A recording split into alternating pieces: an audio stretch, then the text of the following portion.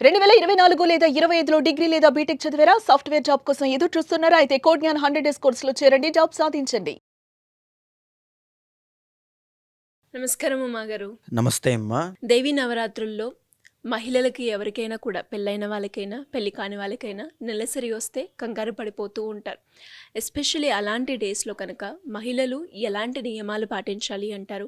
And చాలామంది దేవీ నవరాత్రుల్లో మహిళలు దీక్షని కూడా చేస్తూ ఉంటారు, పాటిస్తూ ఉంటారు. కరెక్ట్. అలాంటి సందర్భాల్లో అంటే దీన్ని ఏ రకంగా మనం తీసుకోవాల్సిన అవసరం ఉందంటారు? తప్పకుండా అమ్మా. చాలా ఇంపార్టెంట్ క్వశ్చన్ అండి. ఎందుకంటే చాలామంది ఆడవాళ్ళు ఈ క్వశ్చన్ అడుగుతూ ఉంటారు. దేవి శరన్నవరాత్రి మహోత్సవాలు అనేటువంటివి ఆశ్వయుజ మాసంలో వస్తూ ఉంటాయి. ఆశ్వయుజ మాసంలో పాడ్యం దగ్గర నుంచి దశమి వరకు వచ్చేటువంటి దాన్ని దసరా అంటూ ఉంటాం. దేవి శరన్నవరాత్రి మహోత్సవాలు ఈ శరదృతువు ప్రారంభం కాబట్టి మనం జరుపుకుంటూ ఉంటాం అమ్మ. అయితే మేజర్లీ చాలామంది ఇళ్లల్లో దీక్షగా భవానీమాల దీక్ష తీసుకుని చేస్తూ ఉంటారు. సో వాళ్ళకి గురువు ద్వారా ఆ దీక్ష అనేటువంటిది స్వీకరించడం 9 రోజులు లేదా 10 రోజులు 15 రోజులు కూడా దీక్షగా కిందే పడుకుని సో ఆ భవానీ మాల వేసుకొని చేస్తూ ఉంటారు. అసలు వాళ్ళ యొక్క భక్తి ఇంక చెప్పక్కర్లేదు. సో అయితే ఆడవాళ్ళు ఆ సందర్భాల్లోనూ అదేవిధంగా ఇంట్లో ఆడవాళ్ళు చాలామంది కలశ స్థాపన చేసుకుంటారండి. కలశాన్ని పెట్టుకుని అమ్మవారిగా ఒక కోరిక అనుకుని ఆ కోరిక ఎలాగైనా తీరాలమ్మా, నేను భక్తిపూర్వకంగా ఇది చేస్తూ ఉన్నాను, నా భర్త యొక్క ఆరోగ్యం బాగుండాలి, నా కొడుకు యొక్క చదువు బాగుండాలి, ఇలా అనుకుని చాలా ఒక సంకల్పంతో దృఢ సంకల్పంతో చేస్తూ ఉంటారు. సో అలాంటి ఆడవాళ్ళకి మధ్యలో ఇలాగ ఋతుక్రమం అనేటువంటిది ప్రకృతి ధర్మంగా వచ్చినప్పుడు చాలా కంగారు పడుతూ ఉంటారు. అంటే అమ్మవారి యొక్క అనుగ్రహం నుంచి నేను తప్పించుకున్నాను అంటే అమ్మవారి యొక్క అనుగ్రహం నాకు దక్కలేదు. సో నేను అనుకున్న కోరిక జరగదేమో, ఖచ్చితంగా ఇన్ని ఆటంకాలు ఎందుకు వస్తూ ఉన్నాయి. సో ఇలాగ ఒక తెలియనటువంటి ఒక డిసప్పాయింట్మెంట్ అనేటువంటిది వాళ్ళకు ఉంటుంది. చాలామంది బాధపడుతూ ఉంటారు కూడా. కానీ ఏమీ బాధపడాల్సిన అవసరం లేదండి. అమ్మవారు ప్రకృతి స్వరూపము, ప్రకృతి రూపము, ప్రకృత్యై నమః అనేటువంటి నామం కూడా అమ్మవారికి ఉంటుంది. సో ప్రకృతిలో భాగమైనటువంటి ధర్మంలోనే ఋతుక్రమం అనేటువంటిది కూడా ఉంటుంది. సో ఆ విషయంలో మీరు 1% కూడా టెన్షన్ పడాల్సినటువంటి అవసరం లేదమ్మా. ఎందుకు అని అంటే శరీరానికే ఏ ధర్మాలైనా ఉంటాయి, కానీ మనసుకు ఎలాంటి అవధులు, ధర్మాలు, నియమాలు ఉండవు. మనస్ఫూర్తిగా మనసుతో మీరు అమ్మవారిని కొలవచ్చు, భక్తితో ఆరాధన చేసుకోవచ్చు. పూజా మందిరంలోకి వెళ్ళకపోయినా పర్వాలేదు, ఉన్నటువంటి చోట నుంచే మనసులో అమ్మవారిని తలుచుకోవచ్చు. అదే మీకు భక్తికి ఒక సాధనగా మారుతుంది. మీరు ఏదైతే బాధపడుతూ ఉన్నారో, తపన పడుతూ ఉన్నారో, నేను చేయలేకపోయాను, నాకు ఆటంకాలు వచ్చాయన్న తపన ఉంది చూసారండి, ఆ తపనే తపస్సుగా మారుతుంది ఆ భక్తి మీకు ఉన్నప్పుడు. సో అది ఎక్కడా కూడా అవధులు అనేటువంటిది ఏది ఇబ్బంది రాదు. అయితే కొంతమంది కలశ స్థాపన చేసిన తర్వాత ఇలా ప్రకృతి ధర్మంలో ఇబ్బంది వచ్చినప్పుడు ఏం చెయ్యాలి అంటే అక్కడితో ఆ పూజా మందిరంలో పూజ చేయడం మీరు ఆపేయండి. మీ ఇంట్లో వాళ్ళతో ఎవరితోనైనా చేయించండి.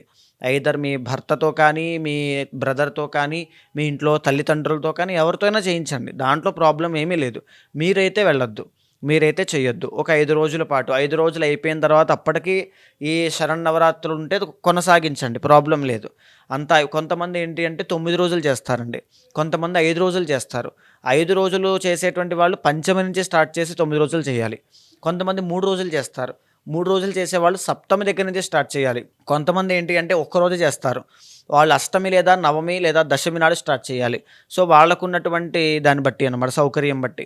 సో ఎవరు ఎన్ని రోజులు చేసినా సరే మీరు 5 రోజులు అయిపోయిన తర్వాత ఖచ్చితంగా మళ్ళీ అమ్మవారిని ఒకసారి మనస్ఫూర్తిగా పూజ చేసి, ఇలాంటి ఆటంకములు కలిగించినప్పటికీ కూడా నేను నీ కృపకి పాత్రురాలునే, నాకు ఎలాంటి ఆటంకములు లేవు, నా అనుకున్నది ఖచ్చితంగా నువ్వు నెరవేరుస్తావు అనేటువంటి సత్సంకల్పంతో అమ్మవారిని ఉద్వాసన అనేటువంటి చెప్పాలి. చెప్పిన తర్వాత అమ్మవారికి అనుగ్రహం ఖచ్చితంగా మీ మీద ఉంటుంది. అయితే కొంతమంది భవానీ దీక్ష తీసుకుంటారు కదండి, వాళ్ళైతే భవానీ దీక్ష తీసుకున్నప్పుడు ఆకస్మికంగా, అంటే ఇందులో 2 రకాలండి. ప్రకృతి ధర్మంలో అదే ప్రతి నెల వచ్చేటువంటి ఋతుక్రమం వేరు. కొంతమంది గైనిక్ ఇష్యూస్ వల్ల, ఆరోగ్య సమస్యల వల్ల బాధపడుతూ ఉంటారు.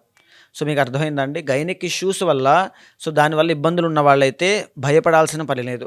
ఎందుకంటే ప్రకృతి ధర్మం వరకు ఒకటైతే ఇది ఒక ఆరోగ్య సమస్య, అది జీవితాంతమో లేకపోతే ఒక 10 సంవత్సరాలు ఉంటే 10 సంవత్సరాలు పూజ చేయకూడదా అంటే అలా అని కాదు. సో ఆ భగవంతుని మీరు నిత్యము మీ యొక్క శరీరాన్ని శుద్ధి చేసుకుంటూ అలా ఆరోగ్య సమస్య ఉన్న వాళ్ళైతే చేయొచ్చు. సో ఇలా ప్రకృతి ధర్మంగా ఉన్న వాళ్ళైతే చేయకూడదు. సో, ఖచ్చితంగా ఇది ఫాలో అవ్వండి. ఎందుకనంటే ఆ నెగెటివ్ ఎనర్జీ అనేటువంటిది ఆ పాజిటివ్ ఎనర్జీని డామినేట్ చేసి అక్కడ పాడు చేస్తుంది వ్యవహారాన్ని అని చెప్పేటువంటి విషయంలో మాత్రమే మహర్షులు ఈ యొక్క నియమాన్ని పెట్టడం జరిగింది. అంతకు మించి ఏది డిసప్పాయింట్ అవ్వాల్సిన పని లేదు. ఇంకొకటి ఏంటంటే వితంతువులు. చాలామంది సువాసినీలైతే పెళ్ళైన వాళ్ళైనా, పెళ్లి కానటువంటి వాళ్ళు కన్య ఖచ్చితంగా చేసుకుంటారు. పెళ్ళయ్యి భర్త ఉన్నవాళ్ళు సువాసినీలు ఖచ్చితంగా బ్రహ్మాండంగా అలంకారం చేసుకుని అన్నీ చేసుకుంటారు. ఇంకా భర్త లేనటువంటి వాళ్ళు వితంతువులు ఏం చేస్తారంటే, నేను చేయొచ్చా లేదా? అసలు నేను ఉపవాస దీక్ష పాటించవచ్చా? లేకపోతే నన్ను అనుగ్రహిస్తుందా? నేను పూజలో కూర్చోవచ్చా? పీటల మీద కూర్చోవచ్చా? ఇలాంటి ఒక సందేహాలుంటాయి. నిరభ్యంతరంగా, నిరాటంకంగా ఖచ్చితంగా కూర్చొని చేసుకోవచ్చండి.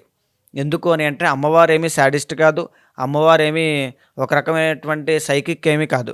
అమ్మవారు ఏమిటి అంటే భక్తిపూర్వకంగా ఎవరు ఆరాధన చేసినా సిద్ధిస్తుంది. అలా ఎవరైనా చెప్పినా సరే మీరేమీ నమ్మొద్దు. మనస్ఫూర్తిగా భక్తితో ఆరాధన చేస్తే అమ్మవారి యొక్క అనుగ్రహం మనకే కాదు, పశుపక్షాదులకి, క్రిమి కీటకాదులకి, తర్వాత ఎవరికైనా గంధర్వ, యక్ష, కిన్నర, కింపురుష అందరూ కూడా అమ్మవారిని ఆరాధన చేస్తుంటారు. వయోలింగ భేదాలు ఏమీ అవసరం లేదు. 100% శక్తి స్వరూపమైనటువంటి అమ్మవారిని మనసా, వాచా, కర్మణ ప్రతి ఒక్కరూ కూడా ఆరాధన చేయవచ్చు. ప్రతి ఒక్కరూ కూడా ఫలితములు పొందవచ్చు. కొన్ని నియమాలు, ఈ భర్తతో కూర్చోవడం లాంటివి కొన్ని నియమాలు మాత్రము కొన్ని వ్రతాలకి, కొన్ని నోములకి మాత్రము ఉంటాయి. అది భర్తతో కూర్చుని చేయాల్సినటువంటి నోములు కాబట్టి వాటికి అవసరం కాబట్టి కూర్చోకూడదు. అలా అని చెప్పి ఇంక ఏ పూజలోనూ కూర్చోకూడదు, ఏమీ చేయకూడదు అనడం చాలా పొరపాటు. వాళ్ళని అవమానించడం కూడా చాలా పొరపాటు. ఖచ్చితంగా ఎవరైనా సరే వయోలింగ భేదములు లేకుండా 100% పూజ చేసుకోవచ్చమ్మ. సో అదేవిధంగా ఎవరైనా సరే అమ్మ ఇంట్లో పూజ చేసుకుంటూ లేదా భవానీమాల దీక్ష చేసుకుంటూ ఆచరించాల్సిన నియమాలు కొన్ని చెప్పబడ్డాయండి. సో నెలసరి అనే విషయం మనం ఇప్పుడు మాట్లాడుకున్నాం, కానీ అసలు ఏ ఆటంకం లేకుండా భగవంతుడు మనకు అనుగ్రహాన్ని ఇచ్చి పూజ చేయి అని ప్రకృతి మనకు సహకరించినప్పుడు కూడా మనం భక్తి శ్రద్ధలతో ఆచరించాల్సిన నియమాలు కొన్ని ఉంటాయి కదా, అవి ఖచ్చితంగా ఆచరించాలి. అవి ఏమేమి ఉంటాయి అంటే, ముందుగా సూర్యోదయం కంటే ముందే నిద్ర లేవాలి. బ్రహ్మ ముహూర్త సమయాన్ని వినియోగించుకోవాలి. బ్రహ్మ ముహూర్తంలో నిద్రపోతే కనుక అమ్మవారి యొక్క శక్తి అందదు.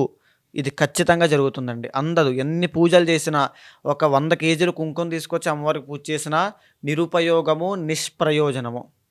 అది అందదండి. బ్రహ్మ ముహూర్తంలో నిద్ర లేవండి. అమ్మవారి కోసం ధ్యానం చేయండి.